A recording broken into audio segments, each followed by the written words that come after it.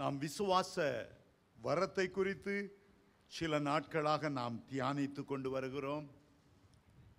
விசுவாசம் என்பது தேவனிடத்திலிருந்து வருகிறது. தேவனுடைய விசுவாசத்தின் ஒரு பகுதியை தம்முடைய பிள்ளைகளுக்கு கிருபையாய் அவர் கொடுத்து உதவுகிறார். அந்த விசுவாசத்தின் விளைவாக ஆண்டவருக்காக பெரிய காரியங்களை செய்து நிறைவேற்ற முடியும். உடைய தனிப்பட்ட வாழ்க்கையிலும் அந்த விசுவாசம் பெரிய காரியங்களை செய்யும். விசுவாசமே உலகத்தை ஜெயிக்கிற ஜெயம் என்று வேதம் சொல்லுகிறது. அந்த விசுவாசத்தினாலே அக்கினியின் உக்கிரங்களை அவித்தார்கள், ராஜ்யங்களை ஜெயித்தார்கள், மரித்தவர்களை உயிரோடு எழும்ப பெற்றார்கள்.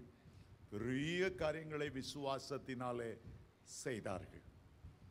1 கொரிந்தியர் 13ஆம் அதிகாரத்தின் இறுதியிலே அவர் சொல்லுகிறார், இந்த தற்காலத்திலே 3 காரியங்கள் நிலைப்பட்டு இருக்கிறது. விசுவாசம், நம்பிக்கை, அன்பு. இந்த 3ம் நிலை பெற்று இருக்கிறது என்று 1 கொரிந்தியர் 13ஆம் அதிகாரம் 13ஆம் வசனத்தில் அவர் சொல்லுகிறார். விசுவாசம், நம்பிக்கை, அன்பு, இந்த 3ம் நிலைத்திருக்கிறது. இந்த உலகம் என்றென்றைக்கும் நிலைப்பதில்லை, நம்முடைய வாழ்வு என்றென்றைக்கும் நிலைத்திருப்பதில்லை, மனுக்குலம் இந்த உலகத்தில் என்றென்றும் நிலைத்திருப்பதில்லை. சில விஞ்ஞானிகள் சொல்லுகிறார்கள், 2100ஆம் ஆண்டு சென்னையில் ஏறக்குறைய 6 அடி உயரத்துக்கு தண்ணீர் அதிகமாகிவிடும், சென்னை பட்டணம் மூழ்கிவிடும். இன்னும் 25 ஆண்டுகளுக்குள்ளே உலகம் முழுவதும் பெரிய பஞ்சம் வரும். உலகத்தில் 3இல் 1 பகுதி பஞ்சத்தினால் சாக வேண்டியது வரும்.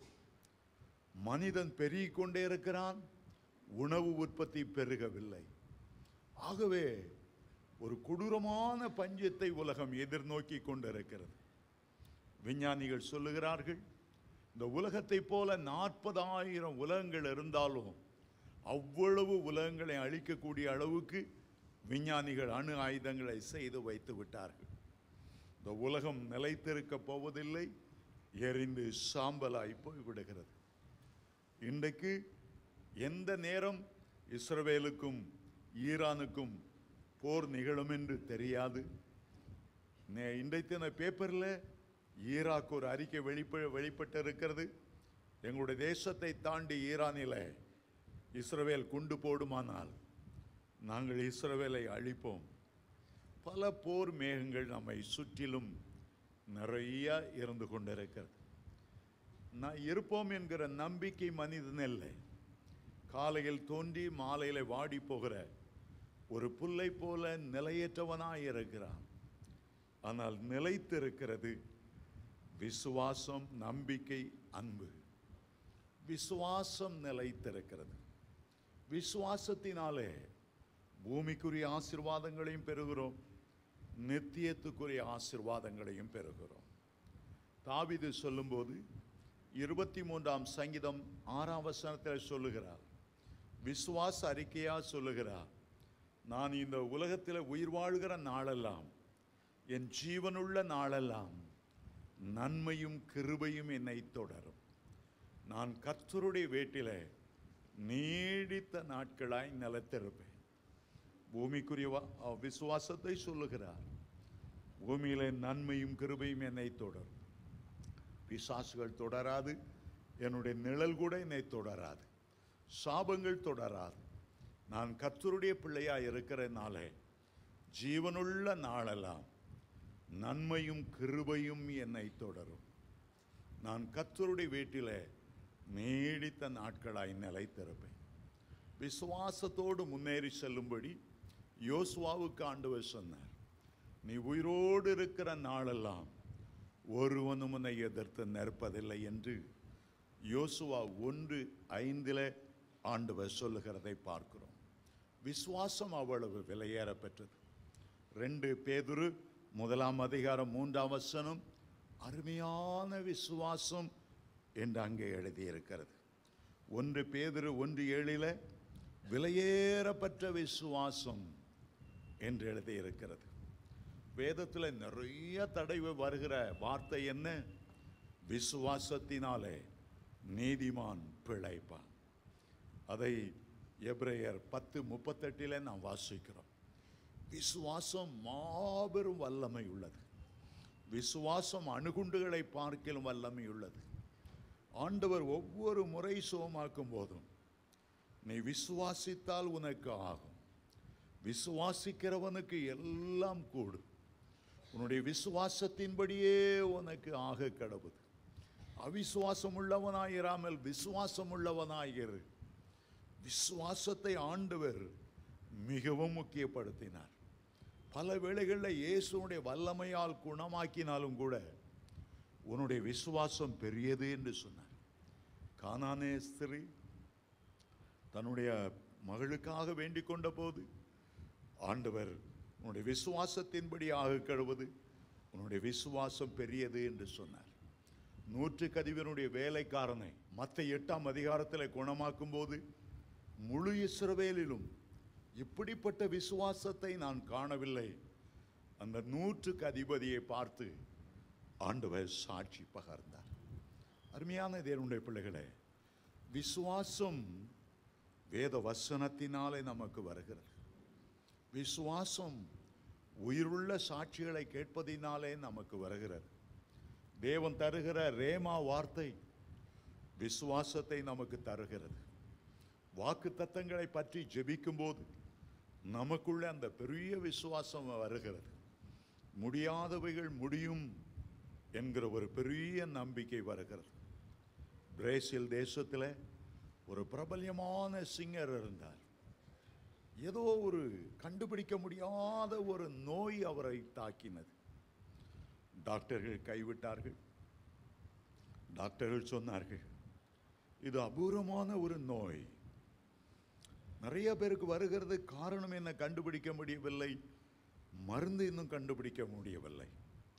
45,000 பேர்ல ஒருத்தருக்கு தான், ஒருவர் தான் இந்த நோயிலிருந்து குணமாவார்கள். மீதி அவ்வளவு பேரும் இந்த வியாதியினாலே செத்து விடுவார்கள். ஒரு தேவனுடைய ஊழியக்காரர் வந்து வேதாகமத்தை திறந்து அவருக்கு காண்பித்தார். டாக்டர்களால் கூடாதது பரம டாக்டரால் கூடும். அவருடைய வார்த்தை நீ விசுவாசிப்பாயானால் கர்த்தர் உன்னை குணமாக்குவார். அவர் எல்லா டாக்டரிலும் பெரிய டாக்டர். அவர்தான் உன்னை உண்டாக்கினவர், உன்னை குணமாக்க விலைக்கிரயத்தை செலுத்தினவர். அவருடைய தழும்புகளால் நீ குணமாவாய் என்று வாக்குத்தத்தம் செய்தவர். அவர் உனக்குள்ளே வாசம் பண்ண விரும்புகிறார். உன்னுடைய வாழ்க்கை ஆண்டவருக்கு ஒப்புக்கொடு. அவனுக்குள்ளே விசுவாசம் வந்தது, இயேசுவை ஏற்றுக்கொண்டான். ஆகவே அவன் சொன்னான், விசுவாசத்தினாலே நீதிமான் பிழைப்பான் என்று வேதத்திலே சொல்லியிருந்தால் நான் ஏன் குணமாக கூடாது? 45,000 பேர்ல ஒருவன் தான் குணமாவான். இந்த நோய் அப்படிப்பட்ட கொடியது என்று சொல்கிறீர்கள், அந்த ஒருவனாய் நான் ஏன் இருக்கக்கூடாது? 45,000 பேர்ல ஒருத்தன் தான் சுகமாவான்னு சொல்றீங்க. அவனுக்குள்ளே ஒரு பெரிய விசுவாசம் வந்தது. இந்த விசுவாசத்தினாலே நான் குணமானேன் என்று சொன்னான். நீர் என்னை குணமாக்கினதற்காக உமக்கு ஸ்தோத்திரம் என்று சொன்னான். மறுபடியும் நான் பாடுவேன் என்று எதிர்பார்ப்பை வெளிப்படுத்தினான். கர்த்தர் அற்புதமாய் அவனை குணமாக்கினார். ஆண்டவர் உங்களோடு பேசும்போது, ஒரு வாக்குத்தத்த வசனத்தை தரும்போது உங்களுடைய விசுவாசம் பெரியதாய் மாறிவிடும். ஏறக்குறைய 30 ஆண்டுகளுக்கு முன்பு நான் அந்தமான் தீவிலே போய் ஊழியம் செய்ய போயிருந்தேன். என்னோடு கூட 2 ஊழியக்காரர்கள் வந்திருந்தார்கள். அவர்கள் தான் பெரிய பிரசங்கிமார். எனக்கு அவ்வளவாய் பிரசங்கம் பண்ண தெரியாது. ஒரு பிரசங்கியார் பண்ணினதை சில வேளை நான் மொழிபெயர்ப்பேன், சில வேளை அவர் மெதுவாய் பேசுவதை நான் சத்தமாய் பேசுவேன். ஒரே அறையில் தான் படுத்திருந்தோம். அந்தமான் தீவில் ஒரு பாஸ்டர்ஸ் வீட்டில் உள்ள ஒரு கெஸ்ட் ரூமில் ஒரு ஆங்கில புத்தகத்தை வாசித்து கொண்டிருந்தேன். திடீரென்று இரவு நான் 2 மணி இருக்கும் என்று நினைக்கிறேன். திடீரென்று அந்த புத்தகத்திலிருந்து ஒரு குரல் வந்தது. பரிசுத்த ஆவியானவருடைய குரல் என்பதினாலே என்னுடைய சரீரமெல்லாம் புல்லரித்தது. ஒரு மெல்லிய, மிக தெளிவாய் கேட்கக்கூடிய ஒரு குரல். இயேசுவினுடைய குரல் ஒரு நண்பனுடைய குரலை போல இருக்கும். பிதாவினுடைய குரல் இடிமுழக்கம் போல, அதிரக்கூடியதாய் பெருவெள்ளத்து இரைச்சல் போல இருக்கும். ஆவியானவருடைய குரல் மெல்லிய குரல். என் காதுகளிலே கேட்கவில்லை, எங்கேயோ என் இருதயத்தில் எனக்குள்ளே கேட்டது. இந்த குரல் சொன்னது, ஆவிக்குரிய புத்தகங்களை எழுத ஒருவரும் இல்லை. எவ்வளவோ சினிமா புத்தகங்கள் வெளிவருகின்றன, ஆபாச புத்தகங்கள், கதை புத்தகங்கள், நாவல்கள் வெளிவருகிறது. கல்வாரி அன்பை பற்றி பேச ஒருவரும் இல்லை. நான் நினைத்தேன், ஆமாண்டவரே, தமிழில் கிறிஸ்துவ எழுத்தாளர்களை எழுப்பு. ஏதோ சார் டிஜிஎஸ் தினகரன் ஒன்றெண்டு உருகாயோ நெஞ்சமே, குணமாக்கும் தழும்புகள், 4-5 புஸ்தகங்கள் அந்த காலத்தில் எழுதியிருந்தார். நிறைய புத்தகங்கள் எழுதணும்னு நான் விரும்பினேன். ஆண்டவர்கிட்ட சொன்னேன். ஆண்டவர் சொன்னார், நீ ஏன் எழுதக்கூடாது? எனக்கு விசுவாசம் இல்லை. ஏன் விசுவாசம் இல்லைன்னா, எங்கள் குடும்பத்திலேயோ கோத்திரத்திலேயோ ஒரு லைன் கவிதையோ கட்டுரையோ எழுதுனா ஒரு ஆளும் கிடையாது. தலைமுறை எங்கள் குடும்பத்தில் ஒரு எழுத்தாளரும் இருந்ததில்லை. எப்படி எழுதுறது, எப்படி பிரிண்ட் பண்ணுறது, எப்படி ப்ரூஃப் திருத்துறது, எப்படி விற்கிறது, ஒன்றுமே எனக்கு தெரியாது. நான் அறியாமையில் இருந்ததுனால ஆண்டவரை பார்த்து மீண்டும் மீண்டும் சொன்னேன், வேறு யாரையாவது எழுப்பு. எனக்கு விசுவாசம் இல்லை. ஒரே வார்த்தை ஆவியானவர் சொன்னார், நீ எழுதுவாய். அதோடு அந்த குரல் நின்று விட்டது. அந்த குரல் நின்று விட்டாலும் எப்பொழுது பேசினாரோ அப்பொழுது எனக்குள்ள ஒரு பலத்த விசுவாசம் வந்தது. ஒரு பலத்த விசுவாசம் வந்தது. நான் எழுதுவேன், ஆண்டவருக்காக எழுதுவேன், ஆத்துமாக்களுக்கு ஒரு ஆவிக்குரிய உணர்வு கொடுக்கும்படி நான் எழுதுவேன். ஒரு பெரிய விசுவாசம். சில வேளைகளில் நீங்கள் வேத வசனத்தை வாசிக்கும் போது உங்களோடு கூட பேசுவது போல இருக்கும். வேத வசனத்தை, வாக்குத்தத்தத்தை 2 விதமாய் பிரிக்கலாம். ஒன்று லோகாஸ் என்று சொல்வார்கள், எழுதப்பட்ட வார்த்தை. அடுத்தது ரேமா என்று சொல்வார்கள், உங்களுக்காகவே குறிப்பிட்டு ஆண்டவர் கொடுக்கிற வார்த்தை. அந்த வாக்குத்தத்த வார்த்தை வாசிக்கும் போது உங்கள் மேல ஒரு பலத்த வல்லமை இறங்கி வரும். அந்த வாக்குத்தத்தத்தை நீங்கள் பெற்றுக்கொள்ளும் போது இது எனக்குத்தான் என்ற ஒரு உணர்வு உங்களுடைய உள்ளத்தின் ஆழமும் சரீரத்தில் உள்ள ஒவ்வொரு அணுக்களும் உணர்ந்து கொள்ளும். கர்த்தர் உங்களோடு பேசுகிறார். பொதுவான வார்த்தைகள் உண்டு, பொதுவான வாக்குத்தத்தங்கள் உண்டு. வேதம் முழுவதிலும் சில வேத பண்டிதர்கள் சொல்லுகிறார்கள் 15,000 வாக்குத்தத்தங்கள் இருக்கிறது. ஆனால் சில வேளைகளில் போதகர் பேசும்போதானாலும் சரி, வேதத்தை வாசிக்கும் போதானாலும் சரி, உங்களுக்குள்ளே அந்த வார்த்தை வல்லமையாய் வருகிறது. அதன் மூலமாய் ஒரு அற்புதம் நடக்க போகிறது. அதன் மூலமாய் ஏதோ ஒன்று கர்த்தர் செய்ய போகிறார். தெளிவாய் உங்களுடைய உள்ளம் உணர்ந்து கொள்ளும். அந்த வார்த்தையை நீங்கள் பிடித்து கொள்ளுங்கள். அந்த வார்த்தையை பிடித்து கொள்ளுங்கள். 2வது, அந்த வார்த்தையை விசுவாசமாய் அறிக்கை செய்யுங்கள்.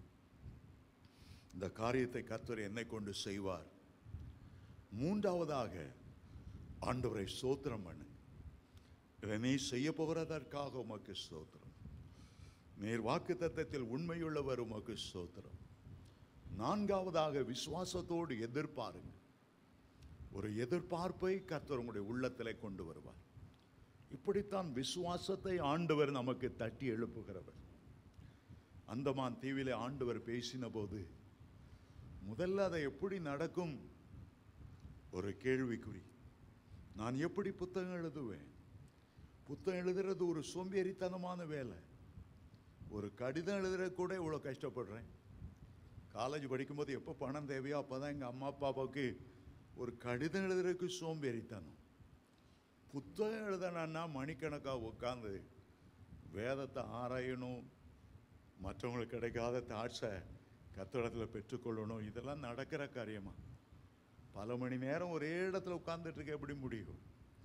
பிரசங்கம் பண்ணிடலாம், ஜாலியாக உலகத்தை சுற்றி வரலாம், உட்கார்ந்து எழுதுன்னா பெரிய கஷ்டம்.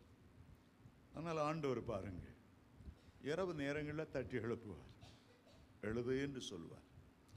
4 மணி நேரம் 5 மணி நேரம் எங்கே போனாலும் எனக்கு பெட்டில் ஆட்டாலும் பரவாயில்ல, ஒரு டேபிளும் ஒரு பேனாவும் பென்சிலும் நோட்டும் எனக்கு கண்டிப்பாக இருந்து தான் ஆகணும்.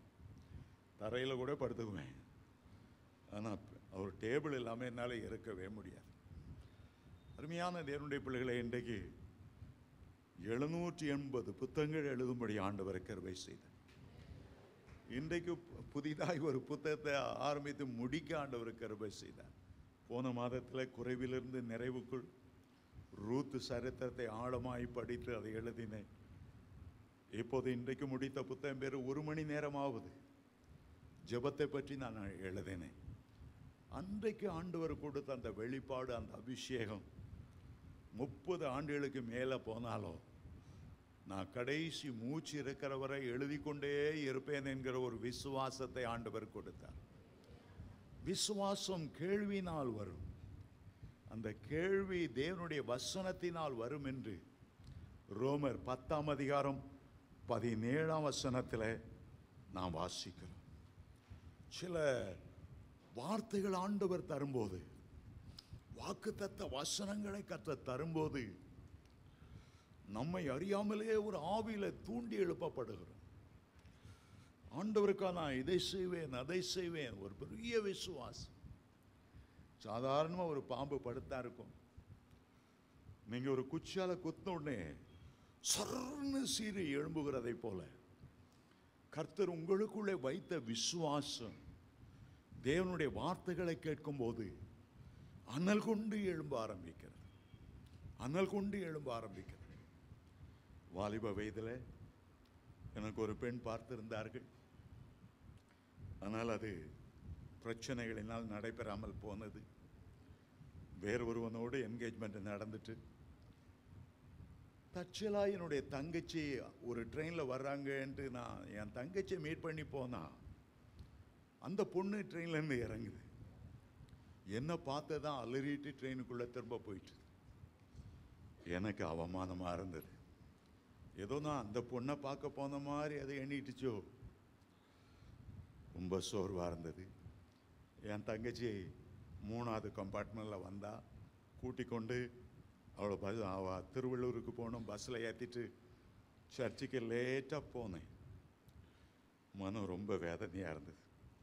சரி, அந்த பொண்ணு என்னை பற்றி என்ன நினைப்பா, அவளை தான் நான் மீட் பண்ணேன், வேலையை விட்டுட்டு வெட்டி விட்டு ஞாயிற்றுக்கிழமை எக்மூர் ஸ்டேஷனில் நிற்கிறேன்னு அவன் நினச்சிருப்பாளே.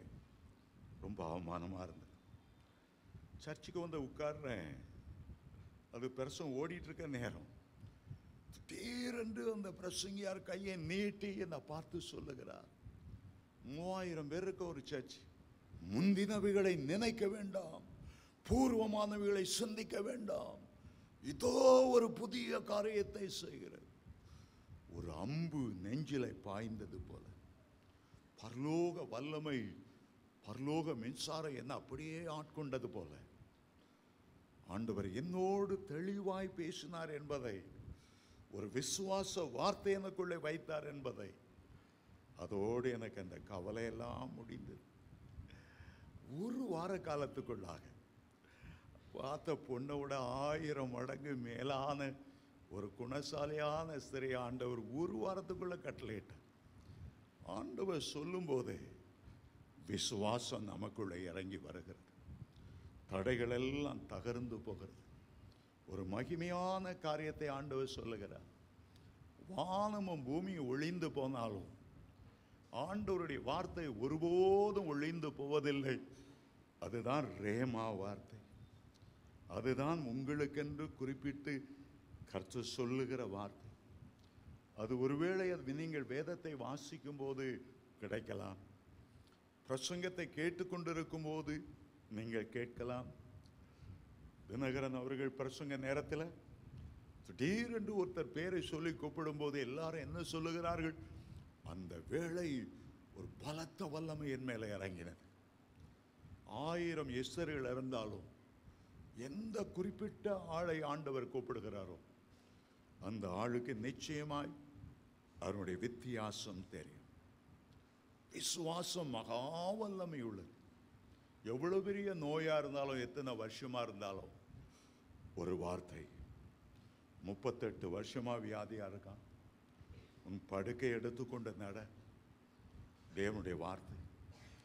எந்திரிக்கவே முடியாத, நான் முதல்ல எழும்புறதை பார்க்கணும், அதுக்கு பிறகு தான் படுக்கை எடுக்கிறத பார்க்கணும். ஆண்டவர் சுகமும் தருவார், உன் படுக்கையை தூக்கிட்டு போகிறதுக்கு அடிஷனல் பலமும் தருவார். இங்கே போட்டு போயிடாத, இந்த படுக்கை 38 வருஷமா புழு பிடிச்சிருக்கு.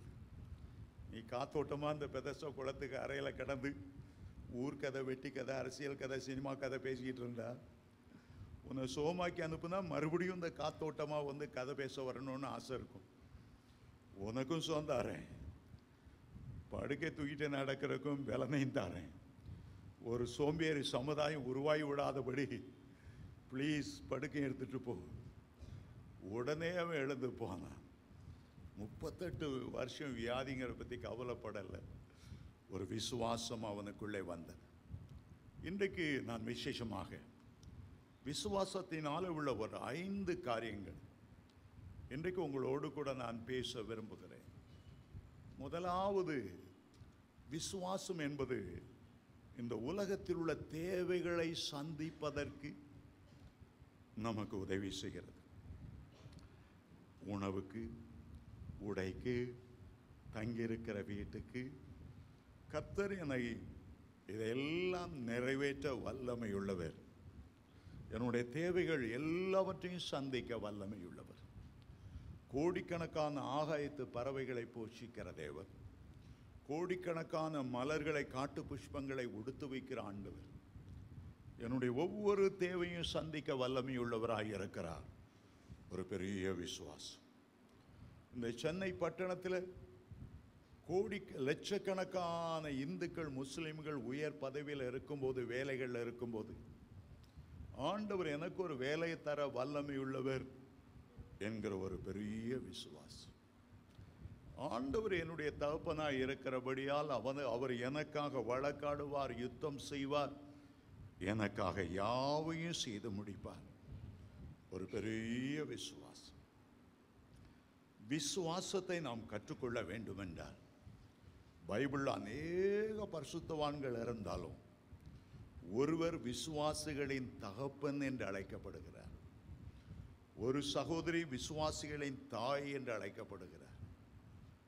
ஆபிரகாமானாலும் சரி, சாராளானாலும் சரி, அவர்களுக்குள்ளே ஒரு பெரிய விசுவாசம் இருந்தது. ஆண்டவர் ஒரு நாள் உன் தகப்பனை, உன் தாயும், உன்னுடைய இனத்தாரையும், ஜனத்தாரையும், உன் தேசத்தை விட்டு நான் உனக்கு காண்பிக்கும் தேசத்துக்கு புறப்பட்டு போ, அங்கே நான் உன்னை ஆசீர்வதித்து உன் பேரை பெருமைப்படுத்துவேன், நீ ஆசீர்வாதமாயிருப்பாய் என்று ஆண்டவர் சொன்னார். எங்க போக சொல்றாரு தெரியாது. விசுவாசத்தினால புறப்பட்டு போனார். போற இடத்துல யாராவது என்ன கொள்ளடிச்சிருவாங்களோ, பழகுன ஊரு, சொந்தக்காரங்க இருக்கிற ஊரு, பாதை தெரியாம முன்ன பின்ன அறியாத ஒரு தேசத்துக்கு நான் எப்படி போவேன்? ஆபிரகாம் விசுவாசத்தோடு புறப்பட்டு போனார். 7 காரியத்தை அவர் விசுவாசத்தினால் சாதித்தார். 7 காரியங்களை ஆண்டவர் அவர் மூலமாய் அவருக்கு கொடுத்தார். முதலாவது, உனக்கு ஒரு குமாரன் பிறப்பான் என்கிற நம்பிக்கை இல்லாத ஒரு சூழ்நிலையில 75 வயது, மனைவிக்கு 65 வயது, கர்ப்பம் செத்து போட்ட நிலைமையில் அந்த வாக்கு தத்தத்தை பெற்றார்கள். 100வது வயதிலே ஆண்டவர் குழந்தையை கொடுத்தார். 2வது, உனக்கு ஒரு சந்ததி. ஈசாக்குக்கு ஒரு சந்ததி, ஏசா, யாக்கோபு. யாக்கோபுக்கு 12 பிள்ளைகள். எகிப்துக்கு போகும்போது 70 பேராய் போனார்கள். இந்த சந்ததி பெருகின ஒரு சந்ததி. பூமியின் தூளை போல உன் சந்ததி இருக்கும். கடற்கரை மணலைப் போல உன்னுடைய சந்ததி இருக்கும். வானத்து நட்சத்திரங்களைப் போல உனக்கு சந்ததி இருக்கும். இரண்டாவது பெரிய ஆசீர்வாதம். மூன்றாவது ஒரு திரள் ஜனங்கள், எபிரேய ஜனங்கள் ஆபிரகாம் மூலமாக தோன்றுவார்கள். இன்றைக்கும் அந்த ஜனம் இருக்கிறது, இஸ்ரவேலர் என்ற ஜனம். இன்றைக்கு பெலிஸ்தியர் இல்லை, மீதியானியர் முற்றிலும் அழிக்கப்பட்டு போனார்கள். அம்மோனியர்கள் இன்றைக்கு உலகத்தில் ஒரு ஆளை கூட தேட முடியாது, ஒருவனும் இல்லை. அநேக ஜாதிகள் அழிந்து போயிற்று. ஆனால் இஸ்ரவேல் ஜனம் இன்றைக்கும் தலை நிமிர்ந்து நிற்கிறது. மூன்றாவதாக ஒரு தேசத்தை ஆண்டவர் வாக்கு பண்ணினார். பாலும் தேனும் ஓடுகிற கானான் தேசத்தை தருவேன் என்று சொன்னார். இன்றைக்கும் ஆபிரகாமினுடைய சந்ததியார், இன்றைக்கு அது இஸ்ரவேல் தேசம் என்று அழைக்கப்படுகிறது. ஒரு காலத்தில் பலஸ்தீனா என்ற தேசமாய் இருந்தது, கானான் தேசமாய் இருந்தது. ஒரு தேசத்தை அவர்களுக்கு என்று கொடுத்தார். மாத்திரமல்ல, ஒரு பரம தேசத்தை வாக்கு பண்ணினார் என்று எபிரேயர் 11:16 சொன்னார். இதை பார்க்கலாம். அந்த பரமதேஷ், அந்த பரமதேஷ் 16ஆம் வசனத்தில் வாசிக்கும் போது அஸ்திபாரங்கள் உள்ள ஒரு நகரத்துக்காக காத்திருந்தார். புதிய எருசலேம் என்ற ஒரு நகரம். அவருக்கு பூமிக்குரிய ஆசீர்வாதமும் இருந்தது, உன்னதத்துக்குரிய ஆசீர்வாதம் இருந்தது. எபிரேயர் 11:16 ஒரு நகரத்தை ஆயத்தப்படுத்தினாரே. ஏழாவதாக ஒரு இரட்சகரையும் அநேக பிள்ளைகளை மைமேலே கூட்டி சேர்க்கிற, நட்சத்திரங்களோடு நட்சத்திரமாய் வீற்றிருக்க பிரகாசிக்கிற விடிவெள்ளி நட்சத்திரமாகிய இயேசுவையும் கூட ஆபிரகாமின் சந்ததியிலே மேசியாவாக ஆண்டவர் தோன்ற பண்ணினார். ஆச்சரியமான ஆண்டவர், எவ்வளவு ஆச்சரியமான ஆண்டவர். உடைய ஒவ்வொரு தேவைகளை ஆண்டவர் சந்திப்பார். ஆபிரகாம் புறப்பட்டு போன போது அவ்வளவு ஆடு மாடுகளுக்கு வேண்டிய புல் எல்லாவற்றையும் ஆயத்தமாக்கி கொடுத்தார். நான் நினைக்கிறேன், குறைந்தபட்சம் ஆபிரகாமுடைய வீட்டில் 1000 வேலைக்காரர்களாவது இருந்திருக்கக்கூடும். ஒரு முறை லோத்துவ சிறைப்பிடிக்க போட்ட போது வீட்டில் பிறந்து வளர்ந்த வாலிபர்களான 318 பேரை ஆபிரகாம் யுத்தத்துக்கு அழைத்து கொண்டு போய் சிறைப்பிடித்து கொண்டு போன 4 ராஜாக்களை ஆபிரகாம் யுத்தம் பண்ணி ஜெயித்து அவ்வளவு பேரையும் சிறை மீட்டு கொண்டு வந்தார். நம்ம ஆபிரகாம் நினைச்சா ஒரு கிழவன் குடு கிழவன் வெள்ளத்தாடி அப்படின்னு நினைக்கிறோம். ஆபிரகாம் 318 வீரர்களை கூட்டு போனான்டா. அது கண்டிஷன் போடுறார். யாரெல்லாம் கூட்டு போனான்னா அவர் வீட்டில் பிறந்திருக்கணும், கைப்பிடிஞ்சு இருக்கணும், வாலிபர்களாக இருக்கணும், யுத்த ஆயுதம் தரப்பிக்கப்படும். அப்படின்னா எத்தனையோ 1000 வேலைக்காரிகள் அவ்வளோ பேரை நடத்த, அவ்வளோ பேருக்கும் உணவு கொடுத்து நடத்தி செல்லணும்னா சாதாரண காரியம் அல்ல. அழைத்தவர் மேலே விசுவாசம் வைத்தால் நிச்சயமாய் அவரை நடத்துவார். நான் முழு நேர ஊழியக்காரனாய் கவர்மெண்ட்டில் இன்கம் டேக்ஸ்லேருந்து வெளியே வந்தபோது என்னுடைய மனைவி ரெவன்யூ இன்ஸ்பெக்டராய் அவள் பணியாற்றினாள். அவருக்கு தாசில்தார் ப்ரமோஷன் காத்திருந்தது. அவர் ரிசைன் பண்ணிட்டு வரும்போது எங்கள் சொந்தக்காரங்கள்லாம் எங்களை பைத்தியக்காரர்கள் என்று எண்ணினார்கள். எப்படி அடுத்த வேளை எப்படி உணவரும் எங்களுக்கு தெரியாது. ஆனால் எங்களுடைய விசுவாசம் என்ன? அழைத்தவர் எங்களை போஷிப்பார். முழு நேர ஊழியத்துக்காக ஆண்டவர் உங்களை அழைத்திருந்தால் நிச்சயமாய் சொல்லுகிறேன், ஆண்டவர் உங்களை போஷிப்பார், வழி நடத்துவார். எலியா ஒரு பெரிய தேவனுடைய மனிதன். முதலாவது காகங்கள் வந்து உணவு கொடுத்தது. கேரித் ஆற்றங்கரையில் இருந்த போது 1 ராஜா 17ஆம் அதிகாரம் 2ஆம் 3ஆம் வசனத்தை வாசிக்கும் போது பழக்க முடியாத காக்காய்களை பழக்கி கொடுக்காம பிடுங்கிட்டு திரிகிற காக்காய்களை வைத்து அவனுக்கு கொடுக்க வைத்தார்.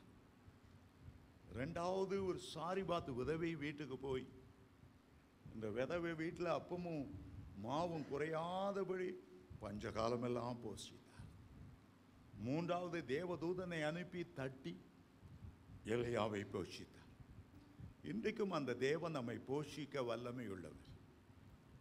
சென்னையில் தாம்பரத்தில் சில ஆண்டுகளுக்கு முன்பு டேனியல் என்ற ஒரு பாஸ்டர் உண்டு.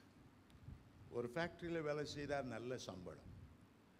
அவருக்கு எழுத படிக்க தெரியாது. ஆண்டவர் ஊழியத்துக்கு அழைத்தார்.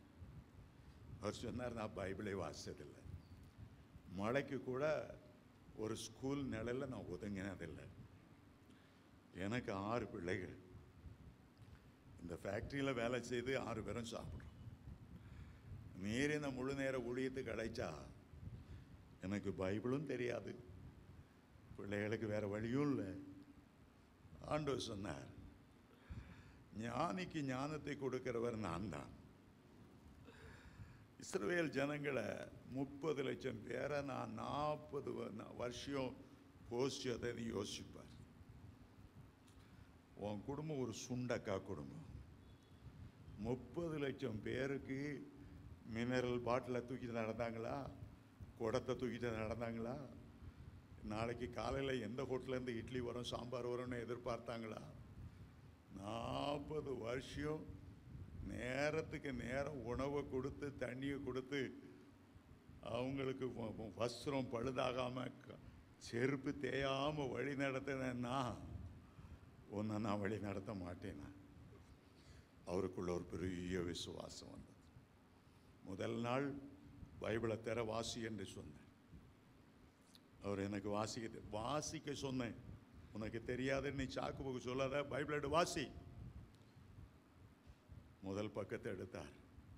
அவருக்கே பெரிய ஆச்சரியம். நானா வாசிக்கிறேன், ஆதியிலே தேவன் வானத்தையும் பூமியும் சிருஷ்டித்தார். வாசிட்டே இருந்தார். ஏன்னா ஆவனா தெரியாத ஆள். 3 பைபிள் காலேஜில் ப்ரொஃபஸராக மெட்ராஸில் இருந்தார். உன்னோட வீட்டுக்கு வருவார், 1000 கேள்வி வச்சு காத்துட்டு இருப்பேன். அவருடைய ஞானம் சொல்லி முடியாத ஞானம். ஒவ்வொரு நாளும் காலை 4 மணிக்கு ஆண்டவர் எழுப்புவார், வேதத்தை போதிப்பார். 5 மணி ஆனதும் நாளைக்கு வருகிறேன், ஒரு சேர்லேருந்து சத்தம் கேட்கும், ஒரு சேர்லேருந்து போதிப்பார். 10 அடி தள்ளி ஒரு சேர் போட்டிருப்பார், ஆண்டவரே போதித்தார். ரொம்ப ஆழமான செய்திகள். அப்படி ஒரு தேவ மனிதன் பேசுகிறது எனக்கு ரொம்ப ஆச்சரியமா இருக்கும். ஆண்டவர் போஷிக்கிறவர், ஆண்டவர் வழி நடத்துகிறவர். ஆண்டவர் சொல்லுகிறார், சிங்க குட்டிகள் தாழ்ச்சி அடைந்து பட்டினியா இருக்கும், என்னை விசுவாசிக்கிறவர்களுக்கு ஒரு நன்மையும் குறைபடாது. தாவீது சொன்னார், நான் இளைஞனாயிருந்தேன், முதிர் வயது உள்ளவனானேன், ஆனால் நீதிமானுடைய சந்ததி அப்பத்துக்கு இறந்து தெரிந்ததை நான் பார்த்ததே இல்லை. ஆண்டவர் மேல விசுவாசம் வைத்ததினாலே ஜார்ஜ் முல்லர் என்ற ஒரு தேவனுடைய மனிதன் 10,000 அனாதை குழந்தைகளை தன் வாழ்நாள் எல்லாம் பராமரித்து வந்தார். அவர் சொன்ன ஒரே வார்த்தை, எனக்கு கர்த்தர் விசுவாசத்தை தந்திருக்கிறார், விசுவாசத்தில் நீதிமான் பிழை. ஒரு இரவு பிள்ளைகளுக்கு சாப்பாடு கொண்டு இல்லை, ஜோமணி கொண்டு இருந்தார். ஒரு லாரி வந்தது, இவருடைய ஆஃபனேஜ் பக்கம் பிரேக் டவுன் ஆனது. என்ன நிலமோ ரிப்பேர் பண்ணி பார்க்குறாங்க, முடியல. உள்ள பார்த்தா ஏதோ ஒரு கல்யாணத்துக்கு செய்த நிறைய பிரியாணி, விதவிதமான சாப்பாடு, அவ்வளோத்தையும் ஆஃபனேஜில் கொண்டு இறக்குனாங்க. அவ்வளோ பேரும் பூரணமாய் சாப்பிட்டாங்க. அவர் சொல்லுகிறார், 30 வருடமாக இந்த ஆஃபனேஜ் நான் நடத்துகிறேன், ஒரு நாளாவது என் பிள்ளைகள் காலையில் பிரேக்ஃபாஸ்ட் இல்லாமலையோ, மத்தியானம் லஞ்ச் இல்லாமலையோ, ராத்திரியில் உணவு இல்லாமலையோ அங்கே இருந்ததே இல்லை. ஒவ்வொரு நாளும் ஆண்டவர் எங்களுக்கு கொடுக்கிறார். விசுவாசத்தில் கர்த்தர் எங்களை போஷிக்கிறார், கர்த்தர் எங்களை போஷிக்கிறார். இரண்டாவதாக, விசுவாசத்தினாலே ஈசாக்கை பற்றி பார்த்தாலும் சரி, யாக்கோபை பற்றி பார்த்தாலும் சரி, தன் பிள்ளைகளை ஆசீர்வதித்ததை பார்க்கிறோம். இந்த கைகளை வைக்கும்போது வேதத்தில் ஒரு பெரிய உபதேசம், கைகளை வைக்குதல் என்கிற உபதேசம். கைகளை வைக்குதல்ல 4 முக்கியமான காரியங்கள் உண்டு. மற்றவர்களை ஆசீர்வதிக்கும்படி ஒரு தீர்க்கதரிசன வார்த்தைக்காக கைகளை வைத்து எதிர்பார்த்தல். கைகளை வைக்கும்போது வியாதிஸ்வரர் மேல் கைகளை வைப்பார்கள், அப்பொழுது அவர்கள் சுஸ்தமாவார்கள் என்று மார்க்கு 16:17 சொல்லுகிறது. எண்ணெய் பூசி வியாதிஸ்வரர் மேல் கைகளை வைக்கும்போது அவர்களுடைய வியாதி குணமாகும். 3வது, கைகளை வைக்கும்போது அநேகர் பரிசுத்த ஆவியை பெற்றுக்கொள்வார்கள். அபிஷேகத்துக்காக கைகளை வைக்குது. 4வது, பிரதிஷ்டை பண்ணுவதற்காக, ஊழியக்காரர்களை கர்த்தர் தந்த ஊழியத்துக்கு பிரித்தெடுப்பதற்காக கைகளை வைக்கிற 4வது காரியம். அருமையான தேவனுடைய பிள்ளைகளே, நீங்கள் கைகளை வைக்கும்போது உடைய கைகள் வழியாக கர்த்தருடைய அபிஷேகம் அவர்களுக்குள்ளே இறங்கி வருகிறது. நீங்கள் கைகளை வைக்கும்போது உங்களுக்குள்ளே தங்கியிருக்கிற ஆவியானவர் தீர்க்க தரிசனமாய் அவர்களோடு பேச ஆரம்பிக்கிறார். உங்களுடைய கைகளை வைக்கும்போது வியாதிகள் குணமாகிறது. உடைய கைகளை வைக்கும்போது கர்த்தர் அழைத்த ஊழியத்தின் வரங்கள் அவர்களை கிரியை செய்கிறது. அந்த அழைப்பு அவர்களுக்கு வெளியாகிறது. கர்த்தருடைய ஊழியக்காரர்கள் அபிஷேகத்தால் நிரம்பி கைகளை வைக்கும்போது பவுலின் கைகளை கொண்டு விசேஷித்த அற்புதத்தை செய்தவர். உங்களுடைய விசுவாசத்தை கனப்படுத்தி கைகள் மூலமாகவும் பலத்த அற்புதங்களையும் அடையாளங்களையும் ஆண்டவர் செய்வார். அஸ்திபார உபதேசத்தில் ஒரு உபதேசம் கைகளை வைக்குதல் என்று எபிரேயர் 6:1-2 அஸ்திபார உபதேசங்களில் கைகளை வைத்தல். அருமையான தேவனுடைய பிள்ளைகளே, யாக்கோபு தன்னுடைய அந்தி காலத்தில் தன்னுடைய பிள்ளைகளெல்லாம் கூப்பிட்டார்.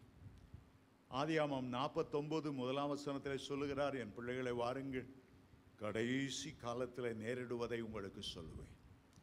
இந்த கைகளை வைக்கும்போது ஆவியானவர் தீர்க்கதரிசன வரத்தை கொண்டு வந்தார்.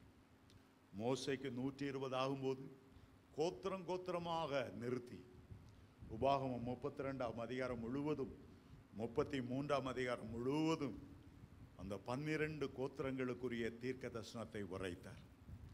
அதற்கு அடுத்த அதிகாரத்துக்கு வந்தால் 34 யோசுவாவின் மேல் கைகளை வைத்த போது 9 சொல்லுகிறது, யோசுவா ஞானத்தின் ஆவினாலே நிரம்பினார். ஞானத்தின் ஆவினாலே நிரம்பினார். கைகளை வைக்கும்போது ஒரு விசுவாசம் வருகிறது. கைகளை வைக்கும்போது என்னுடைய ஊழியத்தில் அந்த சாசுகளை துரத்த தலையில் கை வைத்தா போதும். அதை எனக்கு வசனத்தின் மூலமாக எனக்கு எக்ஸ்பிளைன் பண்ண தெரில. ஆனால் என் தலையில் கை வைத்த உடனே ஒரு எதிர்ப்பு சக்தி என் உள்ளத்தை, என் கையை தொடும்போதே உடனே ஒரு அதட்டினா அந்த ஆவிகள் விழம் ஓட ஆரம்பித்து விடும். அனுபவத்திலேருந்து அது கிடைத்தது. ஒரு ஆளுக்குள்ள சாசு இருக்கா இல்லையா, தலையில் கை வைத்தா போதும் உணர்ந்து கொள்ளுவேன். ஆனால் அதை எப்படி எனக்கு எக்ஸ்பிளைன் பண்ணுறேன்னு தெரில. நம்ம கோடம்பாக்கம் ஸ்டேஷன்லேருந்து டிராக்ட் எப்போதும் முன்னால் கொடுப்பேன். தினந்தோறும் ஒரு 2000 டிராக்ட் அந்த ஓடுற எலக்ட்ரிக் ட்ரெயினில் கொடுப்பது உண்டு. என்னுடைய கைகளிலிருந்து மறு கையில் அந்த டிராக்டை வாங்கும்போது அந்த எப்போ உங்கள் கை அந்த டிராக்டை வாங்குறதுக்கு அந்த பேப்பரை தொடுகிறதோ சர்னு என் கையிலேருந்து ஒரு வல்லமை கடந்து போகிறத நான் ஒவ்வொரு முறை உணர்ந்திருக்கேன். ஒரு ஆளுக்கு என்றல்ல, அவ்வளோ பேர் மேலும் அந்த நேரம், அந்த தொடுகிற நேரம் சர் சர் சர் என்று அந்த வல்லமை கடந்து போகிறதை உணர்ந்திருக்கிறேன். என்னுடைய அனுபவத்தில் நான் கண்டது. நம்முடைய கைகளை ஆண்டவருக்கென்று பிரதிஷ்டை செய்யும்போது என் கைகளை நான் பரிசுத்த கரங்களாக நான் பயன்படுத்துவேன். என் கரங்களை மனிதனை அடிக்கவோ மனைவி அடிக்கவோ, என்னுடைய கைகளை எந்த பாவத்துக்கும் நான் அதை பழக்காம உடைய ஊழியத்துக்காக அர்ப்பணிக்கிறேன் என்று சொல்லும்போது கர்த்தர் அந்த கைகளை பயன்படுத்துவார். அப்போஸ்தலனாகிய பவுல் ஒரு பெரிய ஊழியக்காரர். ஆனால் தமஸ்கு வீதியிலே சந்தித்த போது ஆண்டவர் சொன்னார், அனனியா என்ற ஒரு மனுஷனோட போ, நடு தெருவில் இருக்கிறார்.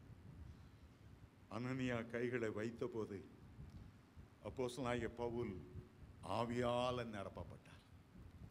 கைகளை வைத்த போது பரிசுத்த ஆவியானவர் மேலே இறங்கி வந்தார். அப்போஸ்தலர் 19ஆம் அதிகாரத்துக்கு வாருங்கள். எபேசு பட்டணத்துக்கு அப்போஸ்தலனாகிய பவுல் போனார். அங்கே உள்ளவங்களை பரிசுத்தாவை பற்றி அறியவே இல்லை. அப்போஸ்தலர் 19ஆம் அதிகாரம் 6ஆம் வசனத்தில் ஒவ்வொரு மேலும் கைகளை வைத்தார். அவர் மேலே பரிசுத்த ஆவியானவர் இறங்கி வந்தார். அப்போஸ்தலர் 13ஆம் அதிகாரத்தில் சபையில் உள்ள எல்லா மூப்பர்களும் பவுலின் மேலும் பர்னபா மேலும் கைகளை வைத்து அவர்களை அபிஷேகம் பண்ணி ஊழியத்துக்கு அனுப்பினாங்களா. நான் அழைத்த என்னுடைய ஊழியத்துக்கு அவர்களை வேறாய் பிரித்து விடுங்கள் என்று ஆவியானவர் பேசினார். கைகளை வைத்து பிரதிஷ்டை செய்தார்கள். அருமையான தேவனுடைய பிள்ளைகளே, ஆவியின் வரங்களை பெற்றுக்கொள்வது கூட கைகளை வைக்கும்போது அப்போஸ்தலனாகிய பவுல் சொல்கிறார் தீமோத்தேயுக்கு எழுதும்போது, நான் உன்மேல் கைகளை வைத்ததினாலே உனக்கு கிடைத்த ஆவியின் வரத்தை அனல் மூட்டி எழுப்பிவிடு. அதே நேரம் கர்த்தர் உங்கள் எல்லாரையும் ஊழியத்தில் பயன்படுத்துவார் என்று நினைக்கிறேன். உங்களை நான் விசுவாசிகளாய் பார்க்கவில்லை, வரங்களை செயல்படுத்துக கர்த்தரால் தெரிந்து கொள்ளப்பட்ட பாத்திரமாகவே நான் எண்ணுகிறேன். அப்போஸ்தலனாகிய பவுல் தீமோத்தேயுக்கு எழுதும்போது ஒரு ஆலோசனை கொடுத்தார். ஒருவன் மேலும் நீ துரிதமாய் கைகளை வைக்காதே. 1 தீமோத்தேயு 5ஆம் அதிகாரம் 22ஆம் வசனத்தில் அவருடைய பாவங்களுக்கு நீ உடன்படாதே, ஒருவர் மேலும் அவசரமாய் நீ கைகளை வைக்காதே. நீங்க கை வைத்து ஜெபிக்கும் போது உன்னை கவனித்துக் கொள்ளணும். உங்க மேல உள்ள அபிஷேகம் வல்லமையா இருந்தா, உங்களுக்குள்ள ஆவியானவர் நிறைவா இருந்தா கை வைக்கிறத பற்றி கவலைப்பட வேண்டியதில்லை. நீங்க சரியா ஜெபம் பண்ணாம, சரியா கர்த்தருடைய பாதத்தில் அமராம, சரியா அந்நிய பாஷை பேசாம இருந்து சில சாச துரத்த போனீங்கன்னா அது உங்களை எதிர்த்துறக்கூடும். சில ஆவிகள் உங்களை பற்றி பிடித்துள்ள கூடும். உங்களை பயமுறுத்துகிறாக சொல்லலை. சிவாசியில் ஒரு பாஸ்டர் ரொம்ப துக்கமாக சொன்னார். கூட்டம் நடந்தது, பிரசங்கியார் போயிட்டார், சுவிசேஷகர், ஒரு மேலே நல்ல அபிஷேகம் இருந்தது. ஆனால் அந்த மைதானத்தில் ஒரு வேசித்தன ஆவி உள்ள ஒரு பெண் ஆடிக்கொண்டு இருந்தார். இவர் சரியாக ஜெபம் பண்ணல, ஏதோ வேடிக்கை பார்க்க காய்ச்ச அந்த பேரின்ப பெருளாக்கு வந்திருந்தார். இவர் சும்மா போய் கை வைத்தார். இந்த வேசித்தன ஆவி அவரை பிடித்து கொண்டது. படாத பாடுபட்டார். சாதாரணமாய் உங்களுக்குள்ள இருந்த வல்லமை பெரிதா இருந்தா யார் மேல கை வைத்தாலும் அதை நீ அதட்டி அதை ஓட வைக்க முடியும். ஆனா உங்களை விட அது ஸ்ட்ராங்கா இருந்தா உங்களை தாக்கிடக்கூடும். உதாரணமாக ஒரு குஷ்டரோகிக்குள் குஷ்டரோக ஆவி இருக்கிறது, ஒரு நோய் கிருமிகள் இருக்கிறது. பழைய ஏற்பாட்டு பிரமாணம் குஷ்டரோகியை தொடக்கூடாது, தொட்டா தீட்டு. மத்தேயு 8ஆம் அதிகாரம் 1ஆம் வசனத்தில் இயேசு மலையிலிருந்து இறங்கி வந்தபோது குஷ்டரோகி அவருக்கு எதிர்கொண்டு வந்து முழங்கால் படிக்கிட்டு, உமக்கு சித்தமானால் என்னை சுத்தமாக்கவும் கூடும். இயேசு அவன் மேல் கைகளை வைத்தார். அவனுக்குள்ள இருந்த தீட்டு இயேசுவை தொற்றவில்லை. இயேசுவில் இருந்த குணமாக்குகிற வல்லமைதான் அவன் மேலே இறங்கி அந்த வியாதியை முழுவதுமாய் குணமாக்கிட்டு. உடைய கைகளை ஆண்டவருக்கு என்று பிரதிஷ்டை செய்யும் போது, விசுவாச வரங்களை உடையவர்களாக இருக்கும்போது, வியாதியஸ்தர் மேல் கைகளை வைப்பீர்கள், அப்பொழுது அவர்கள் சுஸ்தமாவார்கள் என்று மார்க்கு 16:17 உள்ள வாக்கு தத்தத்தை இங்கே கிளைம் பண்ணும்போது நடக்கும். ஆனால் ஜெபம் இல்லாமல், வேத வாசிப்பு இல்லாமல், அந்த ரங்கத்தில் பாவத்தை வைத்து கொண்டு சும்மா போய் கை வைத்தீங்கன்னா அது உங்களை தாக்கக்கூடும். ஆகவே தான் தம்முடைய ஆவிக்குரிய குமாரனாகிய தீமோத்தேயுக்கு எழுதும்போது, நீ அவசரப்பட்டு ஒவ்வொரு மேலேயும் கைகளை வைத்து விடாதே. ஆமேன், ஹல்லேலூயா. கைகளை வைக்கும்போது ஆவியின் வரங்களை பெற்றுக்கொள்ள முடியும். சிலர் என்ன பார்த்து கேட்பாங்க, எங்களுக்கு எழுதுகிற வளத்தை என் மேலே கை வைத்து ஜெபம் பண்ணுங்க, அந்த வரம் கிடைக்கும். கர்த்தர் உங்களுக்கு கிடைக்க செய்வார். ஜெப ஆவியை கிடைக்க செய்வார்.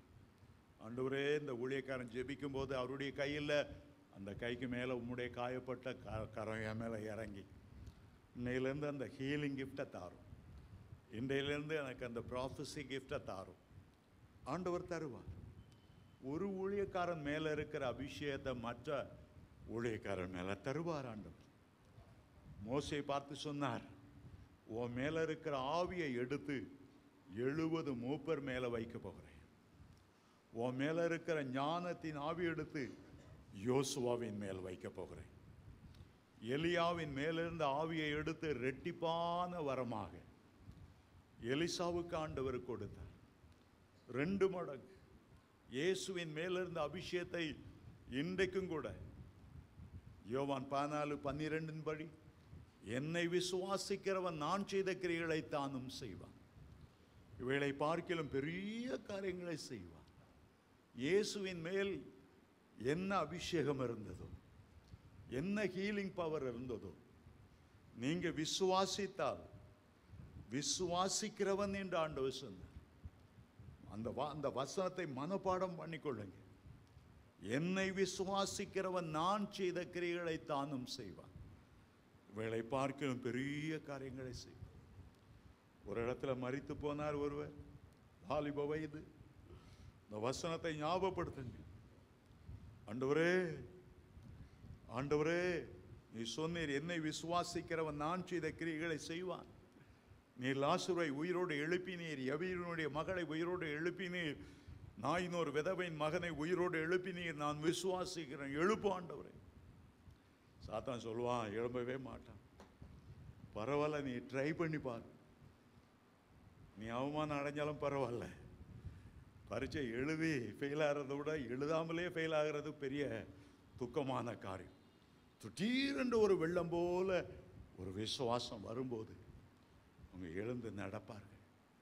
கடைசி காலத்தில் மாம்சமான யாவர் மேலும் ஆவியை ஊற்றும் போது ஒரு பெரிய விசுவாசம் நமக்குள்ளே சுரந்து வரும். அப்படித்தான் கைகளை வைத்த போது, பவுலின் கைகளை வைத்த போது ஐத்துவே என்ற வாலிபன் உயிரோடு எழுந்தான். என்னை விசுவாசிக்கிறவன் நான் செய்த கிரியைகளை தானும் செய்வான். பேதுரு அதை விசுவாசித்தார். தெற்கால்னு ஒரு வயசான லேடியை புடாப்பரலத்து போகலான்னு நினச்சி இருந்திருப்பார்.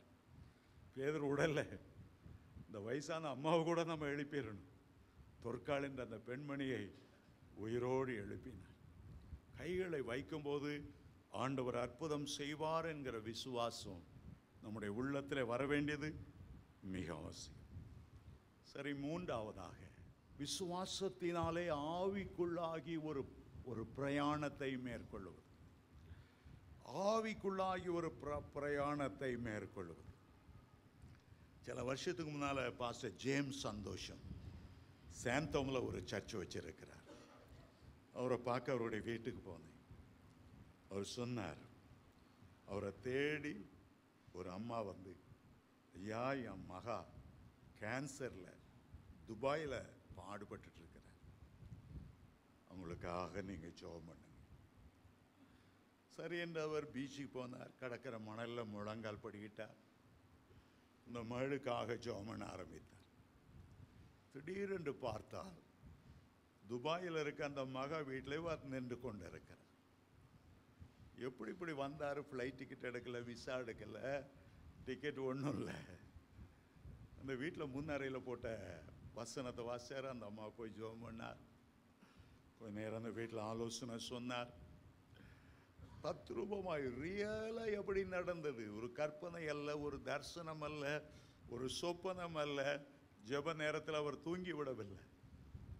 கர்த்தர் அந்த ஜெபத்தை கேட்டு அந்த கேன்சர் நோயிலிருந்து குணமாக்கினார். 2 மணி நேரம் கழித்து திரும்ப பார்க்கிறார், பீச்சில் தான் முழங்கல்லன்னு இருக்கிறார். ஆனால் ரியலாக அது நடந்தது. அடுத்த நாள் அந்த தாயார் இடத்துல, நேற்று ராத்திரி நான் துபாய்க்கு போயிருந்தேன், பாஸ்டர் கிண்டல் பண்ணுறீங்களா? உண்மையாய் நடந்தது.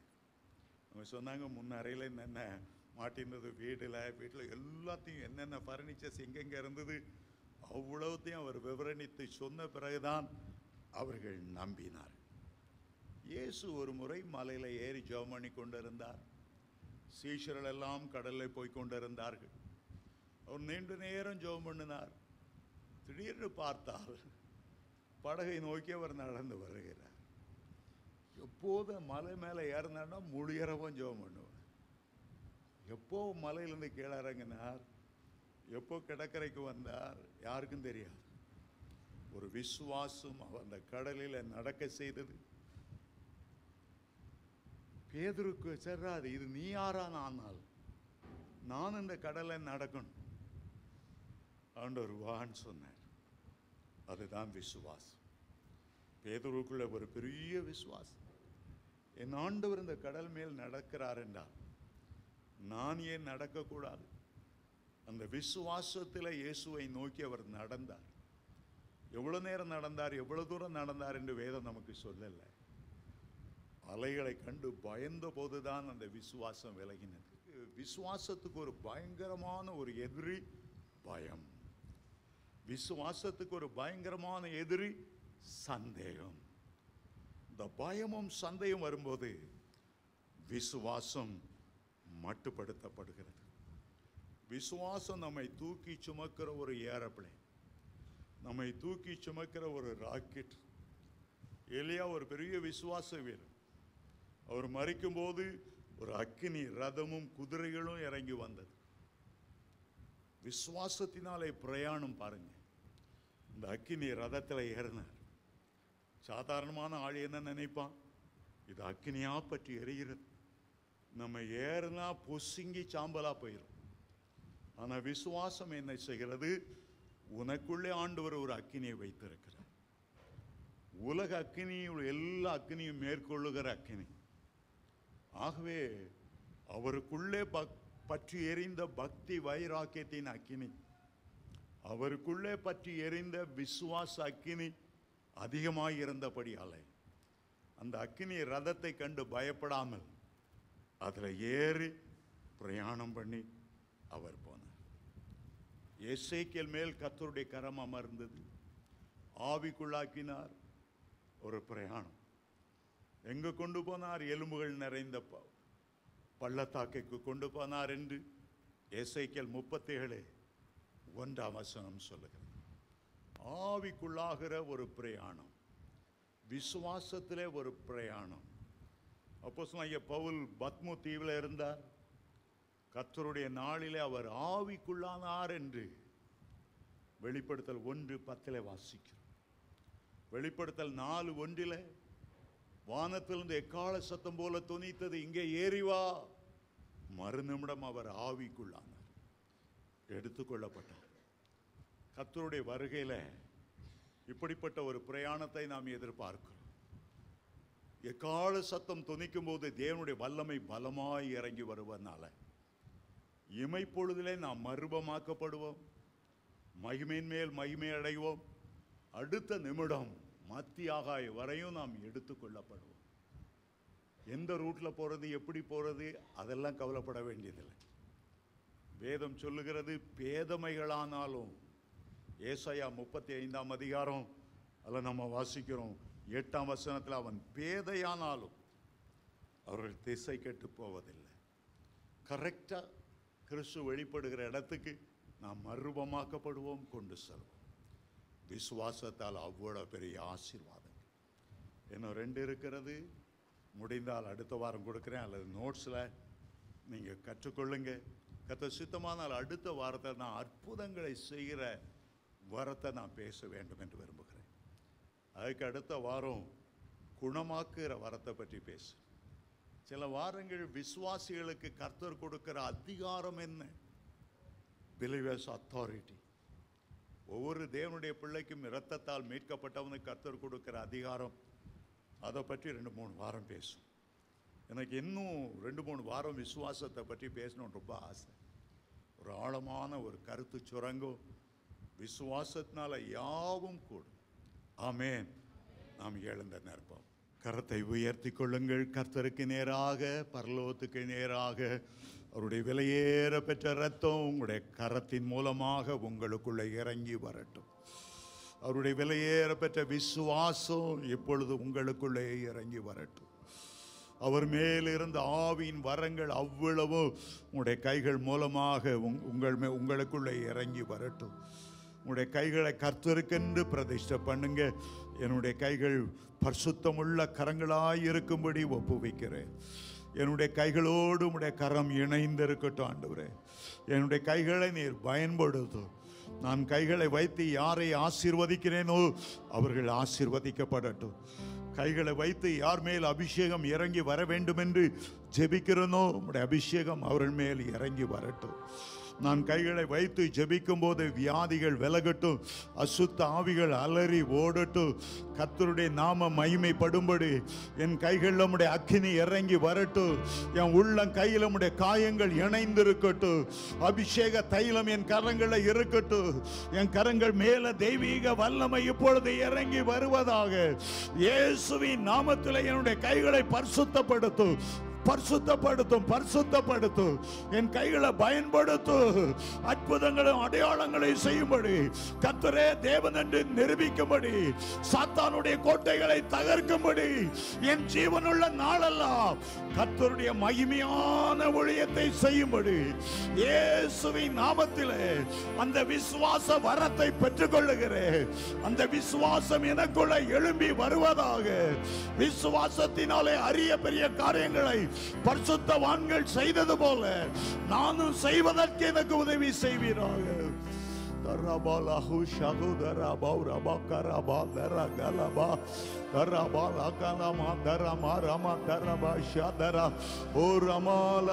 எந்த மனுஷனையும் பயன்படுத்த உம்மால முடியும் ஆண்டவரே. எந்த மனுஷனையும் அக்கினி ஜுவாலையாய் மாற்ற உம்மால முடியும் ஆண்டவரே. எங்களுடைய ஒவ்வொரு பலவீனங்களை மாற்றி உன்னத பலனால் எடைகட்ட உம்மால ஆகும் ஆண்டவரே. உம்முடைய பிள்ளைகள் எழும்பி பிரகாசிப்பார்களாக. உம்முடைய பிள்ளைகள் அக்கினியாய் ஊழியம் செய்வார்களாக. ஆத்துமாக்களை ஆதாயம் செய்வார்களாக. கர்த்தரே தேவன் என்று நிரூபிப்பார்களாக. கர்த்தருக்காக பக்தி வைராக்கிய அக்கினியாய் பற்றி எரிவார்களாக. கர்த்தருடைய வைராக்கியம் அதை நிறைவேற்றுவதாக இயேசுவின் மூலம்